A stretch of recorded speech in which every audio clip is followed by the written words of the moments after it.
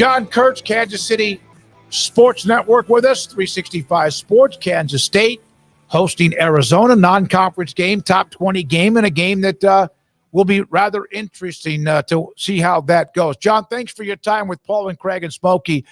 What is missing?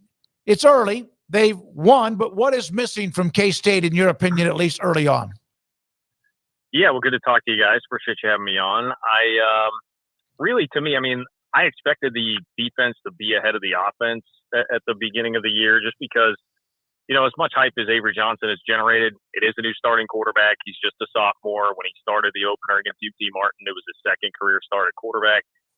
And then you have a new offensive coordinator, a pretty new offensive line. There's just a lot that figured was going to take some time to really lock in. I will say Avery Johnson has had some spectacular moments, like his first touchdown throw on Saturday against Tulane. But he has been a little bit more raw and inconsistent than I think most of us thought. And certainly the hype probably got a little too out in front, cart in front of the horse sort of thing on that. But really, I think the offense has been much better in the second half, and I saw some pretty good things in the second half against Tulane in particular. The surprise to me has been the defense, while dominant in week one, looked awful against Tulane, and that was the unit that you felt like this team was really going to lean on. And in particular, the secondary. I mean, I thought they had a chance to have the best secondary in the Big 12. Phil Steele ranked them as the best secondary in the Big 12 in his preview magazine, and they had guys just running like high school wide open against Tulane, which, as weird as it sounds, I actually do think in a way is better than if it were, guys playing man coverage and getting beat by a step or two, because that would indicate you don't have the guys that can stay in front of real dudes at wide receiver. With K-State, it was like playing zone, and so it was just coverage bust. Like somebody's in man when everybody else is in zone. It was mistakes like that, which seemed to be more fixable, especially when, Joe Klanderman's a great defensive coordinator, and he's a secondary guy. And Chris Kleiman is a safeties coach by nature and a defensive guy. So, I trust that they'll get something figured out that's going to be a little bit better than what we saw for the most part against Tulane. But like that, to me, has been the real surprise. I just think they're going to need to lean on the defense a little bit until the offense really totally finds its footing. And I think there are some pretty easy fixes for the offense too, like get Dylan Edwards the ball more. The guy's averaging 9 yards a touch and only has 12 through the first two games. And they've acknowledged that this week, that they need to get him the ball more. So it was great that they got a win, because I think there are a lot of lessons that they can learn, and you'd much rather learn from a win than a loss. But to me, the thing I'm circling heading into this game on Friday is what is the deal with the defense? Is that blip on the radar, or is that legitimately going to be trouble this year? John, do you think that Avery Johnson will, in a game where their running game could possibly get stuffed, because you have those days where it's just not your day, throw the Wildcats to a win? I think it's a good question right now. I'm kind of undecided on that. He has made some tremendous throws. Not just the first throw that he had for a touchdown against Tulane was kind of the Mahomesian off balance, off platform, across your body, through a couple of defenders, through an incredibly tight window to the back of the end zone at a weird arm angle. But then he had, a wheel route on 4th and 1 down the sideline perfectly in stride to DJ Gittens for, I believe, like a 45-yard touchdown. He also hit Keegan Johnson on a huge deep ball when they really needed it, when Tulane had taken a 7-point lead in the second half. So he has shown the capability to do all that. It's just not consistent enough right now. He missed 2 deep balls that one probably would have been a touchdown to Sterling Lockett. Another one was not going to be a touchdown, but would have been a huge gain to Jake Jackson. So he's just a little too, and I heard him talking about it this week at his press conference. He just said when I believe he said drifting back to his left, he has a tendency to put too much on the ball. And we've seen that a handful of times so far this year. So that's a question. I think that's a legitimate question to ask right now. I'm not sure that Friday is going to be the game when the running game will be stopped, based on what we've seen from Arizona's defense so far this year. They really struggled with a running quarterback in week one, which, hopefully that'll open some things up for Avery's legs. And that maybe is a point to focus on too. They really have not gotten Avery Johnson's legs going a whole lot yet this year. And I honestly would like to see them probably do a little bit more of that, at least getting him on the run. He's made some really good plays on the run, but when he's sitting back there in the pocket, like straight up pocket passer, that is where some of these overthrows have come from. And that's why I kind of answer the question like this, but I think that's definitely a fair question to ask right now. What's Manhattan like for a game on a Friday night? I think it'll be awesome. I mean, it's the if you can believe it, it's the first top 20 matchup at Bill Snyder Family Stadium since 2014 when they hosted Auburn in a non-conference game. Which, going back to it, I mean, that is one of the best atmospheres I can remember. To me, that's in contempt. Probably 2011 Baylor when they played RG3 and 2014 Auburn were the best two post Snyder coming back. Now, Snyder 1.0, I could give you a whole list of games that were probably a little bit better, but we've seen, and that was a Thursday night. So similar kind of setup and atmosphere and a lot of buildup in the non-conference. There's been a lot of buildup to this one too, because everybody knows what Arizona did last year. And hey, Arizona's coming in with the nation's longest winning streak in this game. So I think the fans are going to be ready and they'll be geared up for it for sure. So I do expect probably hitting another level that K-State hasn't hit in a little while in this game. We were talking about this actually on the Fremont podcast earlier this week. A couple years ago when they hosted Kansas, you would have thought based on the season KU was having then, the resurgence in their light bulb, that would have been one of the better atmospheres, but it was rainy and cold and it kind of, drug down some of the atmosphere there. So I do think it's been a minute since we've seen a game and an atmosphere that sets up to be as good as what we're going to see on Friday. John, when you look at the first couple of weeks of the Big 12 and you've had Colorado obviously off to a rocky start, Colorado State next, and then they host Baylor. We saw what happened to Tech with a frightening game against ACU and then getting bludgeoned by Washington State. There's a couple of teams. Houston looked like terrible. Then they almost go to OU, which may be more damning to OU and win that game. Who has underperformed and who has maybe outperformed your expectations in a good way? Well, to go in reverse order, I mean, the team that's outperformed my expectations the most is Arizona State. I mean, goodness, you got to give those guys a lot of credit. And Kenny Dillingham, I had zero in the way of expectation for them this year. And that's really nothing against him. I do think that I liked him as a hire, I'll put it that way, for Arizona State a couple of years ago. But to come out and just completely decleat, Wyoming, I mean, that's a program that's been pretty salty.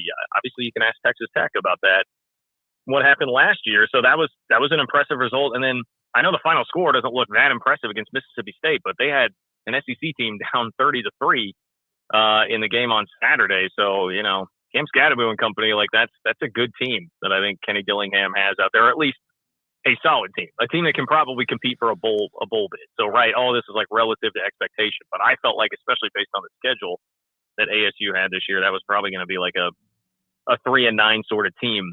I mean, there have been Texas Tech obviously is, I think, the biggest disappointment so far, and they've been hit with a slew of injuries, which I feel for Texas Tech fans because that's been just a recurring theme there. But at a certain point, man, you've got to turn some of that hype into actual wins on the field.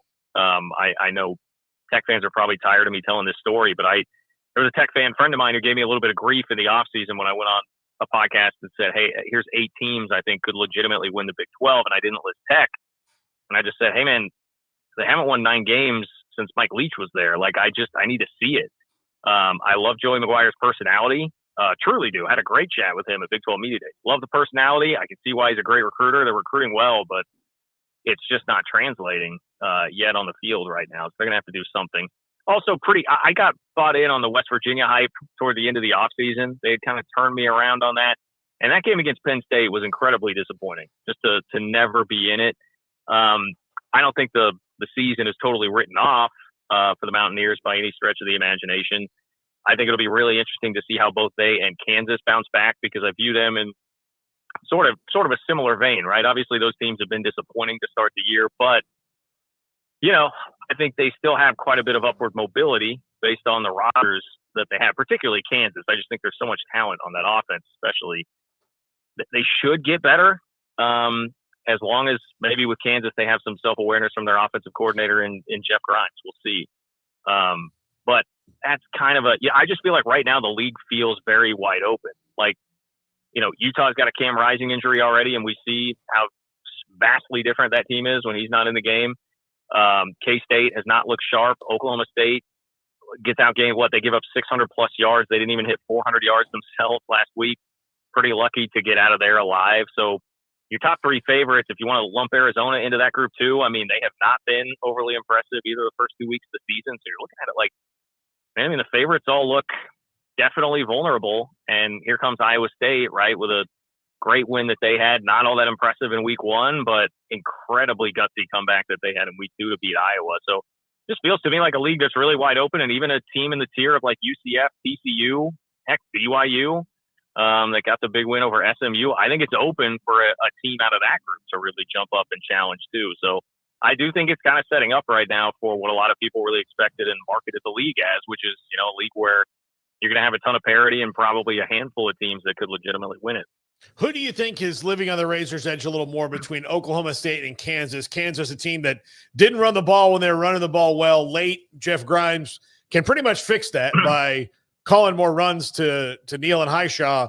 But Oklahoma State defensively clearly got some issues, lost their best player in Colin Oliver. He's out. They gave up all those yards, and Ollie Gordon wasn't a factor until the end of that game. Who's riding that line more, or am I splitting hairs? Man, probably splitting hairs a little bit. I think it's tight.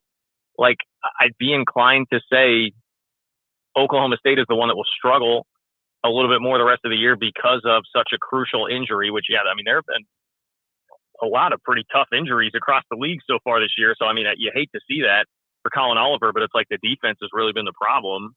Even the South Dakota State game, they gave up a lot of chunk plays, some pretty big plays. So I am worried about the Oklahoma State defense and the running game. You know, I mean, it's weird that they haven't been able to run the ball as well as you would have expected either so far this year. And for Kansas, it's like, well, nobody's hurt. I mean, Jalen Daniels is still there. All those receivers are still there. Devin Neal, Highshaw, all those guys are still there. They should be able to still put together a pretty explosive offense. But I would actually say I'd be slightly more worried about Kansas, and it's really just because I'm going to give Mike Gundy the edge for being so consistent over the last 2+ decades of time that he's been there in Stillwater. Like, they just always figure it out. I mean, they looked 10 times worse at this point last year and figured it out to the tune of making it to the Big 12 championship game and having a double-digit win season. I think Lance Leipold's really good, but I will say I was a guy the last 2 years when Kansas had their rise in 2022. I thought, man, like, we should be talking more about this offensive coordinator. Like, Andy Kotelnicki is really good. He schemes guys wide open. He is so tough to beat. I mean, I think go back and watch the K-State game last year and the game plan that he put together with Cole Ballard, a third-string walk-on. I mean, had K-State totally dead to rights, and if they don't drop a pick six, they're probably winning that game going away last year. I think he's a star, and I do wonder about losing him, just how big of a deal that's going to be. And for that matter, I mean, maybe Jason Bean, too, who probably didn't get enough credit when he was there. So I have slightly bigger questions with Kansas, even though, like, on paper, you'd probably say Oklahoma State. I've seen it way more and way longer from Gundy just being able to figure it out. Who do you think is the worst team in the Big 12 right now? Oh, difficult question, because it would have been an easy answer of Houston after week one, but man, putting a huge scare into Oklahoma is crazy. If I'm doing it kind of like merit-based and just like eye test right now, like who is the team that has appeared to be the worst to me that I've actually laid my own two eyes on watching play, it's probably Texas Tech. Now, I don't think that Texas Tech is likely to finish as the worst team in the Big 12, but I will just say I've seen the least out of them so far this year. If we're doing this, like, kind of, if we're power ranking teams, right? If you're doing it that way, I think Texas Tech would belong at the bottom with the close win over Abilene Christian and getting blown out at Washington State. And you combine that with, as I mentioned, just their health situation right now, I'd probably have to go Texas Tech. I think they probably should pull themselves out of that. Cincinnati is a contender, but like, I can't imagine how they actually lost that game on Saturday. They had Pitt totally beat. So for right now, I'm going to say that Texas Tech has probably accomplished the least. I would have them at the bottom. All right, John, thank you, man. Good to hear from you. Thanks for your time. Enjoy heck of a game, Arizona, K-State in Manhattan. And he said first time that ranked type, team that's been to Manhattan since 2014. And then RG3 and that team in 2011. John Kurtz, Kansas City Sports Network with us on 365 Sports.